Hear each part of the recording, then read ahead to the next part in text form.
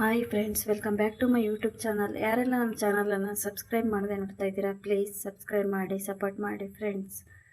ನಿನ್ನ ಜೊತೆ ನನ್ನ ಕತೆ ನಾಳಿನ ಸಂಚಿಕೆಯಲ್ಲಿ ಏನಾಗುತ್ತೆ ಅಂತ ನೋಡೋಣ ಬನ್ನಿ.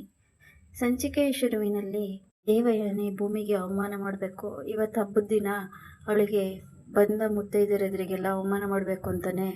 ಭೂಮಿಗೆ ಹೇಗೆ ಅವಮಾನ ಆಗಬೇಕು ಅಂದರೆ ಅವಳು ಇನ್ಯಾರಿಗೂ ಮುಖ ತೋರಿಸ್ಬಾರ್ದು. ಮುತ್ತೈದರಿಂದಲೇ ಇವಳಿಗೆ ದೊಡ್ಡ ಅವಮಾನ ಆಗುತ್ತೆ ಅಂತ ದೇವಯಾನಿ ಅಶ್ವಿನ್ ಎದುರು ಹೇಳ್ತಿರ್ತಾರೆ.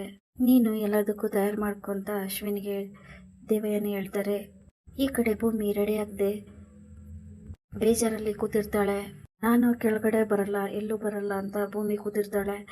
ಯಾಕೆ ಭೂಮಿ ಈ ಥರ ಆಡ್ತಾ ಇದೆಯಾ, ಕುಡೀಲಿ, ನಾನೇ ತಲೆ ಒರೆಸ್ತೀನಿ ಅಂತ ಟವಲ್ ತಗೊಂಡು ತಲೆ ಒರೆಸ್ತಾನೆ ಅಜಿತ್. ಕೂತ್ಕೋ ಭೂಮಿ, ನಾನೇ ರೆಡಿ ಮಾಡ್ತೀನಿ ಅಂತ ಹೇಳಿ ತಲೆ ಬಾಚಿ ಅಜಿತ್ ರೆಡಿ ಮಾಡ್ತಾನೆ. ಕೆಳಗಡೆ ಕರ್ಕೊಂಡೋಗಿದ ತಕ್ಷಣನೇ ಅಪಶಕನ ಬಂತು ಅಂತ ಅಜ್ಜಿ ಬೈತಾ ಇರ್ತಾರೆ. ಆಗ ಭೂಮಿಗೆ ತುಂಬ ಬೇಜಾರಾಗುತ್ತೆ. ಭೂಮಿ, ಅಜಿತ್ ನೀವೇ ಹೋಗಿ ಪೂಜೆ ಮಾಡಿ ಅಂತ ಸಂಗೀತ ಹೇಳಿದ ತಕ್ಷಣನೇ ಯಾರ್ಯಾರೋ ಬಂದು ಈ ಮನೆಗೆ ಪೂಜೆ ಮಾಡಿದ್ರೆ ಈ ಮನೆಗೆ ಒಳ್ಳೇದಾಗಲ್ಲ.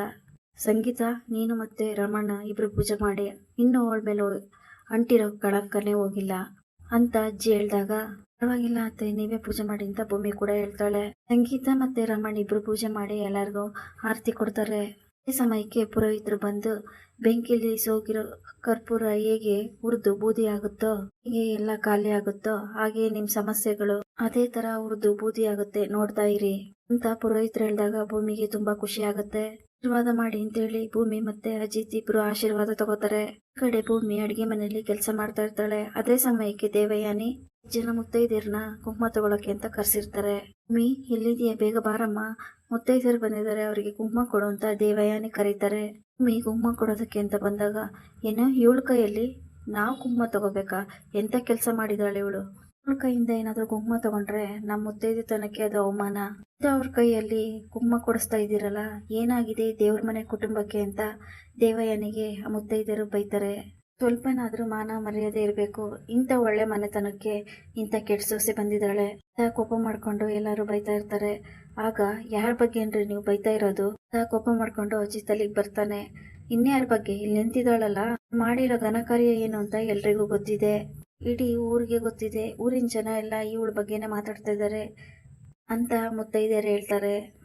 ನಮ್ಮ ಮನೆಗೆ ಅರ್ಶಿನ ಕುಂಕುಮಕ್ಕೆ ಬಂದು ಅರ್ಶಿನ ಕುಂಕುಮ ತಗೊಂಡೋಗೋದು ಬಿಟ್ಟು ನನ್ನ ಹೆಂಡತಿ ಬಗ್ಗೆನೇ ಇಷ್ಟೆಲ್ಲ ಮಾತಾಡೋದಕ್ಕೆ ಎಷ್ಟು ಧೈರ್ಯ ನಿಮಗೆ ಅರ್ಶಿನ ಕುಂಕುಮ ಬಂದು ನೀವು ತಗೊಂಡೋಗಿಲ್ಲ ಅಂದರೆ ನಮಗೆ ಏನು ವ್ಯತ್ಯಾಸ ಆಗೋದಿಲ್ಲ. ಇಷ್ಟೆಲ್ಲ ಮಾತಾಡಿದ್ರಲ್ಲ, ನನ್ನ ಹೆಂಡ್ತಿನ ನನಗೆ ಹೇಗೆ ಸಮಾಧಾನ ಮಾಡಬೇಕು ಅಂತ ನನಗೆ ಗೊತ್ತಿದೆ. ಇಷ್ಟು ಜನಕ್ಕೆ ಕೊಡಲಿದ್ರು ಪರವಾಗಿಲ್ಲ, ನನ್ನ ತಾಯಿ ಒಬ್ಳಿಗೆ ಕೊಡು ಸಾಕು. ಇಷ್ಟು ಜನ ಒಂದೇ, ನನ್ನ ತಾಯಿನೇ ಒಂದೇ. ಇಷ್ಟು ಜನಕ್ಕೆ ಕೊಡೋ ಬದಲು ನನ್ನ ತಾಯಿ ಒಬ್ಳಿಗೆ ಕೊಟ್ಟರೆ 1000 ಜನಕ್ಕೆ ಕೊಟ್ಟ ಸಮ ಆಗುತ್ತೆ. ತಾಯಿ ಪ್ರೀತಿ ಮುಂದೆ ಯಾವುದು ಲೆಕ್ಕಕ್ಕಿಲ್ಲ. ಭೂಮಿ, ತಾಯಿಗೆ ಅರ್ಶಿನ ಕುಂಕುಮ ಕೊಡು ಅಂತ ಅಜಿತ್ ಹೇಳಿದಾಗ ಸಂಗೀತಗೆ ಅರ್ಶಿನ ಕುಂಕುಮ ಕೊಟ್ಟು ಬಾಗಿನ ಕೊಡ್ತಾಳೆ ಭೂಮಿ. ಆಗ ಭೂಮಿಗೆ ತುಂಬಾ ಖುಷಿ ಆಗುತ್ತೆ. ಅತ್ತೆ, ದಯವಿಟ್ಟು ನನ್ನ ಕ್ಷಮಿಸ್ಬಿಡಿ ಅಂತ ಸಂಗೀತ ಹತ್ರ ಕೇಳ್ತಾಳೆ. ಯಾಕೆ ಭೂಮಿ ಕ್ಷಮೆ ಕೇಳ್ತಾ ಇದೆಯಾ ಅಂತ ಸಂಗೀತ ಭೂಮಿನ ತಪ್ಕೊಂಡು ಅಳಕ್ ಶುರು ಮಾಡ್ತಾರೆ.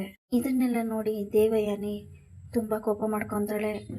ನನ್ನ ಪ್ಲಾನ್ ಎಲ್ಲ ಉಲ್ಟಾ ಹೊಡಿತಾ ಇದೆ ಅಂತ ದೇವಯಾನಿಗೆ ತುಂಬ ಟೆನ್ಷನ್ ಆಗುತ್ತೆ. ಇಲ್ಲಿಗೆ ಈ ಸಂಚಿಕೆ ಮುಕ್ತಾಯವಾಗುತ್ತದೆ. Thanks for watching.